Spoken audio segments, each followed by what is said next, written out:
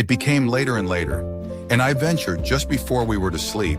You each told your mother that you're sleeping over at the other's house. That's it.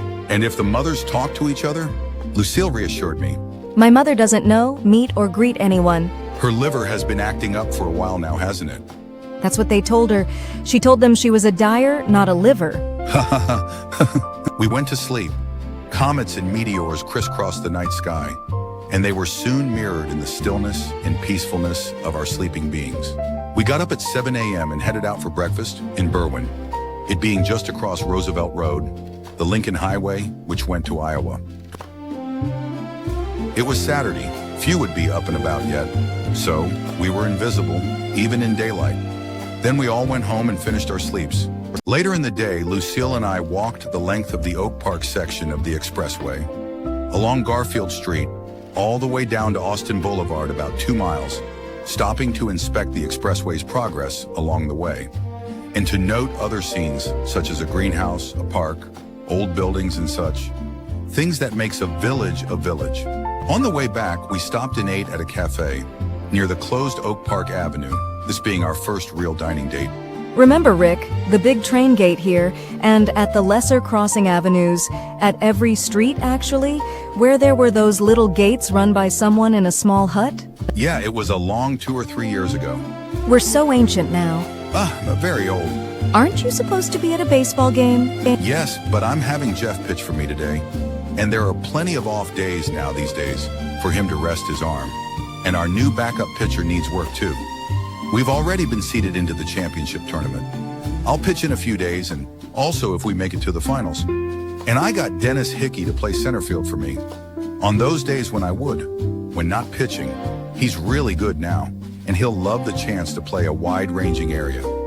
As an outfielder, one has to try to get a jump on any balls coming out that way, gauging the direction by the swing and how the contact's made, then gauge the intensity and the type of the hit by the sound of the crack of the back, which comes a split second later. Wow, see you on your screen porch tonight? You bet. My brother was still out on the porch, but soon went up to sleep. I waited a bit of a while, and then moved a statue over to indicate all clear. The trucks clattered and whizzed through the underpass, or it was that the trains rumbled on and into the tunnel. Who lives around here? She asked. Well, starting down on the corner, on this side there are the Fowles, many of them, and somewhat chubby, their oldest boy usually out in the yard heaving a brick to see how far it will go. Then Father Sinkovich and his really thin daughter, 5th grade Lincoln, referring to the grade just gotten out of. She telling us that they had come from Transylvania. Then 2 houses of older people. Then Mr. and Mrs. Stennel. He sometimes taking our football if it goes into his yard, keeping it for a while. Then the Crossleys, a bunch going to the dogs, via a beer drinker father, and Charlene Faust also being there. The sister of Betty Crossley, and in my class, but not an attraction to me. Then the older Dolores woman and her mother, then my house, then the Nelsons. They having older kids by about 1 year and 2. Jimmy and Ann, the father being a John Birch Society political nut. Then old Ilka, a crab. Then I don't know for 2 houses, for they never come out. Then a redheaded Sharon, 5th grade Lincoln. Then who knows who. Then Jeff and Tim Anderson, 7th and 6th grade Lincoln. And on our baseball team, then Dennis and Pat Hickey, as mentioned before. Pat being in my class, and then 2 more houses of older people that yell at us. Who or what really made the recipe for humans? I've been slowly trying to work it out. And who lives on the other side? Crossing the street, we have the Walshes, a lot of them. Christine being in my class, and of no interest to me. Pat often playing with my brother Mike. Bobby being on our team, at second base. Their father being the biggest crab for miles around. Then the Kennedys with young kids, then some blanks. Then Janice Igardo, 5th grade Lincoln.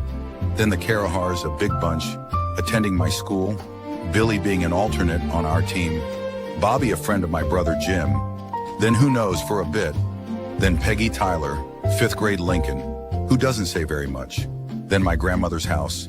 Then the Tennerts, the Misses, and the older high school girl always sporting a bouffant hairdo. And Phyllis in my class, and of no interest. She mature in an odd, sexless way. ever coming over see my mother to talk politics and community, as if I wasn't even there. And then the rest, I don't really know. But Tracy's family, a lot of them, she having watched after me when I was very young. Who or what made the tiger, the lion, and humans to be just as they are? If I knew that I'd know a heck of a lot toward everything, but I've been reading on evolution. What do you see deep in the darkness? I see that time has been very long, and that space is so very large. So we are time and space as of it. And dust. What dust? Stardust. Hi, Dust. Hello, Star. What are the good courses yet to come in high school? Biology for sure, to answer your questions about the species, their origins and habitats, long-term, and some chemistry, about how things happen within us and around us, and a bit of physics, for the mostly lower levels of reality that we don't see right off, though often expressed in large machines. So those are the sciences presented top-down, as kind of backward, but for an easier progression. And on the other side? Closer to our everyday life, there are the liberal arts such as music, art, literature, business, home economics, Life 101, if they had one, and more. And in between? History, geography, the trades, math, and more. Life gets heavy in high school and college, but if one is open to learn... Yeah, and a job after school, but there are always the weekends. What's good where we are now? Just lunch, recess, gym, and walking home from school.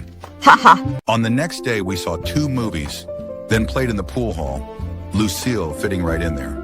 Although I was young, I'd been readily accepted there, for I could shoot. I had a pool table at home in my basement.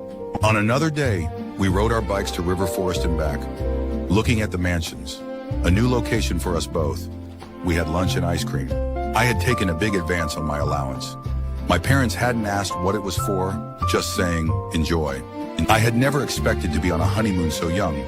It was as if there was a full moon and a high tide every day, with bigger and bigger waves rolling in, as perhaps from a hurricane way out on the ocean of impossible dreams. Or it was that the fates had conspired and turned all of the good levers upward, rigging the wheel of fortune against all odds, sending us to each other. This perhaps begun as some hilarious experiment, but now, since it had exceeded their expectations, caused them to raise all the levers to the max, so that life and love could be lived completely fully now. To see if we would crack, or in case during future heavy life and strife, we could never live so much again. Whatever it was, I thank the stars some more. Whenever is it, or will it be in life and love, that all goes so perfectly? Where are the flaws, the problems? Writing and loving can be so thoroughly enlivening. The time moves ahead from what you thought it was, but several hours, and one feels so awake and alive that sleep doesn't even get thought of. The next game night had arrived at Maple Park, our home field, and I was pitching. Lucille was there, and Sharon, and they were both getting on well with the spectators. Many of them our peers, some of whom she knew from Lincoln. Most of these kids sitting in the dugout with us, and getting crowded there when the other team was on the field. Lucille didn't let on why she was there watching, and no one had asked. When we were at bat, she neither moved to sit near me nor away from me. It went according to how the seeding happened to work out each inning. We were ahead by 3 runs, but we were playing the third best team, and so they would get their due. Anything could happen on any given day. They were now up in the top of the last inning. Sure, we would have the last at-bats, but we didn't want to fall behind and then have to depend on that. We needed 2 more outs. However, they had men on second and third, one from an error and one from a hit. Our manager came out and told me to intentionally walk the next batter, who was their best hitter, which secondly, would fill the bases and give us a force play at every base, especially home plate, and which thirdly, could lead to an easy double play, begun at any base. Well, but it was a gamble too. The next batter was no slouch, but I still had a lot of speed on my pitches. The count was 3 balls and 2 strikes. I had to throw one over the plate now and did. He hit the ball, though forced to swing late, and it went high up in the air, being but half hit, but toward right field, where, unfortunately, the fence wasn't that far away due to the presence of Harlem Avenue, but the fence was triple high at about 25 feet. We didn't need an unpredictable, uncontrollable carom off the fence going who knows where, or worse, a grand slam home run. I headed off to the left of the catcher in case a throw to home from right field went long, or was fumbled or knocked away by a collision. The first baseman, Pat Hickey, started out very quickly to look for a bounce off the fence or to take a relay throw, since he would have nothing to do at first base. The second baseman, Bobby, stayed at second. The shortstop, Lanny, moved to back up the third baseman, Norm, in case of an overthrow there. The left fielder moved in too so as to do the same, or to help if someone got caught in a rundown. The center fielder moved fast toward right field to look for a ricochet. It was a really lazy fly ball, but deep, and darned if Dennis Hickey didn't climb up the fence for a few feet, stick up his glove up and catch the ball, which threw him off balance. He then fell to the ground hard and held on to the ball but didn't get up. The runners had been in a kind of limbo. They could but move to a halfway point or more, and did, but not so far as to risk becoming an out if the ball was caught and it got back to the base before they did. So now they quickly ran back to their bases, tagged up, and then could freely move on, which they did, taking off like bats out of hell. The first baseman, Dennis's brother, Pat, had continued all the way into right field and quickly took the ball out of his brother's glove, letting the umpire see him do it, then turned around and looked. He didn't have an outfielder's arm, nor the trained ability to have mentally envisioned where the runners would be after a hit or a fly ball went out to him, but he still had his wits and some practice that we'd given him. He knew that precious time had gone by, that thus the runners on third and second would easily make it home, if not the runner from second having it in sight more than a throw to the plate could catch him.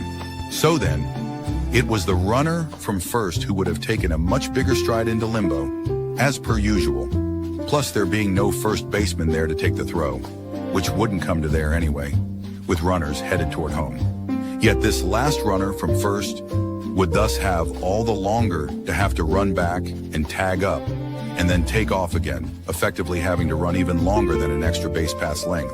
We had all practiced these things, or had run into them in games, doing postmortems on them, these outfield things even involving infielders. For in a pinch, they might have to play out there. Yeah, we were serious about baseball, so it was Pat had but the last runner in mind, who was a bit large and slow too. Pat turned, and at the same time, both seized on the last runner and got ready to throw. As we had taught, he noting a fair chance for a play at third base, which was a good bet, even if the guy made it there, for that's where he'd have to remain. A throw to home would have been double safe, but we didn't play that way. One needed to try for the third and final out instead of letting another batter come up, especially with the tying run on third. He unleashed the throw of his life, a line drive kind of throw, for there was no time to go to a cutoff man or bounce it in. It was a bit high and a bit toward the home plate side though, and Norm Nielsen, the third baseman, jumped up but couldn't reach it. However, recall that the shortstop, who happened to be his brother Lanny Nielsen, had run behind him to back up third. In fact, he was out near the street as far as he could be, up against a car. Darned if Lanny didn't jump high and catch the ball, coming down and bouncing off the side of the hood of the car, but not falling. The runner heading toward third had slid into the base, his coach having instructed him to. Now he had half slowly gotten up and was quickly heading toward home, having seen the throw go past. His coach tried to call him back, but it was just a little too late. Lanny didn't have a clear sight on home plate. A small tree and the edge of the batting cage were in the way. Meanwhile, I had run all the way around the catcher, now to his right side, the first base side. Lanny had taken a step out. He couldn't throw through a metal cage, but maybe he could throw it just under the tree branches. But to whom? He must have spotted me when he had stepped out. He threw low, a bouncer. He had to. It just missed the tree trunk, and I eyed it all the way. The bounce was true. I flipped the ball to the catcher, Tim Anderson, who caught it and held firm in his place. There was a big collision. Tim was thrown back, falling into the dirt. The ball stayed in his mitt, plus he'd had his other hand over it. He didn't move right away. The game was over. We didn't need our last at-bats. Jeff Anderson, our center fielder, when not pitching, had run all the way in now to check on his brother, who soon stirred and then even got up on his feet. Dennis was still down, out in right field. We all grew quiet and started out there. Dennis moved a bit, with Pat still checking him over. Dennis began to stand up, and did, looking a bit foggy. He then made us laugh by saying, What happened? Where am I? Heaven? Who won the game? He seemed okay. We headed back. The other team applauded Dennis, then even came and walked back with us most of the way, even past their own dugout. Lanny came limping over, his brother Norm helping him. There was a lot of excited talk for a long time, such as about playing on crutches, then most of them melted away, toward home, or said they were going to McDonald's. Pat and Sharon walked home, with Dennis in the middle, they keeping an eye on him. Tim and Jeff followed just behind. Our manager, Lanny's and Norm's father, drove them straight home so they could check out Lanny. There were but 2 of us left, one in each dim corner of the dugout. We could barely see each other. I walked over. What an ending. Lucille remarked. Many games have a lot of action, and sometimes even miracles on top of miracles. But never anything quite like this, with 3 players getting knocked around on the same play.